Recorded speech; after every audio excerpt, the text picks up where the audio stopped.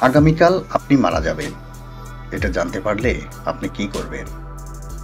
একটা ভাইবা বোর্ডের প্রশ্ন ছিল এরকম। প্রার্থী জবাব দিল, বেছে বেছে আমার শত্রুদের সাথে সাক্ষাৎ করব। উত্তর শুনে ভাইবা বোর্ডের সদস্যরা তো অবাক। একজন জানতে চাইলেন, কেন? আপনি এমনটা কেন করবেন? জবাবে প্রার্থী বলল, যারা আমার আপনজন তাদের উপর আর মায়া বাড়ানোর মনে হয় না, তাতে তাদের আর আমার কষ্টই বাড়বে। এর বদলে আমার প্রতি যাদের রাগ, তাদের সাথে একটু ভালো ব্যবহার করলে শেষ সময় তারাও হয়তো আমার জন্য দোয়ার আশীর্বাদ করবে। ব্যাপারটা গুরুত্বপূর্ণ। আপনার সব কাজ যারা নিজের জন্য না হয়, কিছু কাজ শত্রুর কথা ভেবেও করুন, তাতে আখেরে আপনারই লাভ।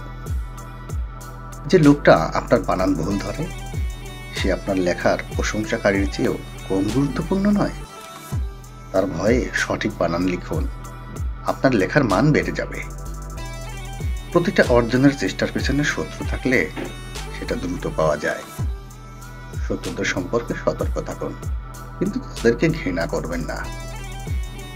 একটা মানুষ যখন আপনাকে গালি দেয়, তখন সে আপনার কাছ থেকেও একটা পাল্টা গালি শোনার জন্য অপেক্ষা করতে থাকে। আপনি গালি দিয়ে দিলেন তো শেষ, ব্যাপারটা চূড়ান্ত নোংরামি হয়ে গেল, আর তার উদ্দেশ্য সফল হলো।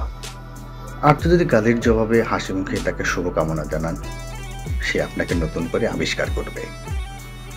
কাউকে তর্কে হারানো মানেই জয়ী হওয়া নয়, কখনো কখনো অন্যের যুক্তি মেনে নেওয়াই প্রকৃত জয়।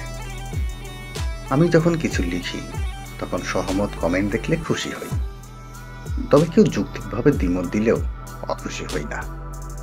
সমালোচকদের ভালোবাসুন, দিন শেষে তারা আপনাকে নিয়ে ভাবতে বসে যাবে, এটা পরীক্ষিত সত্য।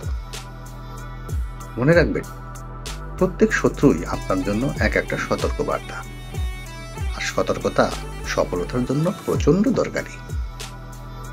কেউ অমুকের ভাতিজা বলে পাওয়ার দেখালে আপনি নিজেকে অমুকের ভাগ্নে হিসেবে পরিচয় না দিয়ে লোকটাকে সালাম দিয়ে চলে আসুন।